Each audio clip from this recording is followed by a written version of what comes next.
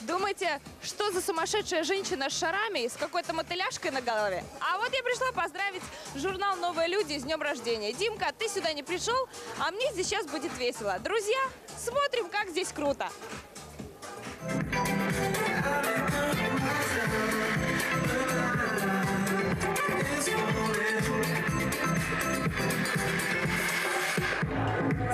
Що тут скажеш? Вечірка прогреміла дійсно знатна. Балет, гімнасти, фешн-показ. І це при тому, що журналу виповнилось усього 2 роки.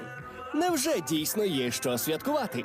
Нові люди позиціонують себе як абсолютно свіжий формат глянцю, створений для людей, які здатні мислити. Ну а поп-конвейер не був би собою, якби цю інформацію не перевірив. У них очень получилось вычленить свою аудиторию, которая следит.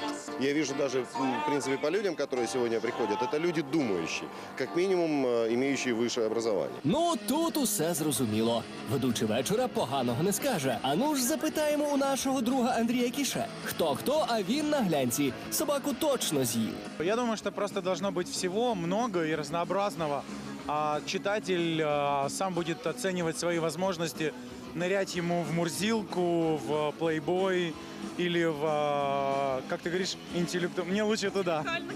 Интеллектуальный глянец, да. І знову викрутився. Андрію, а ну кажи, як на духу, читав «Нові люди»?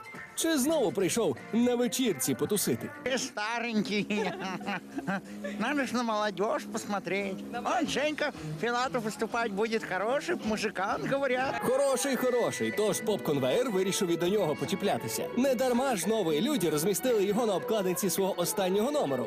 Треба ж відпрацьовувати.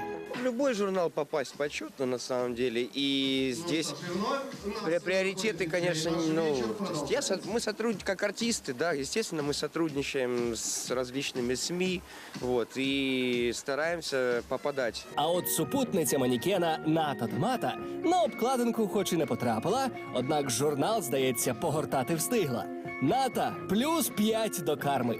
Мне понравилось то, что там есть какие-то материалы о художниках, о современном арте. То есть это скорее более какое-то углубление в искусство, чем вот эту поверхностную мишуру. Ми аж розчулилися. Невже дійсно почали створювати глянці, які можна читати, а не лише роздивлятись картинки? Ну, якщо так, то ми готові завітати і на 3-й день народження. Але за однієї умови. Наступного разу на обкладинці має бути поп-конвейер.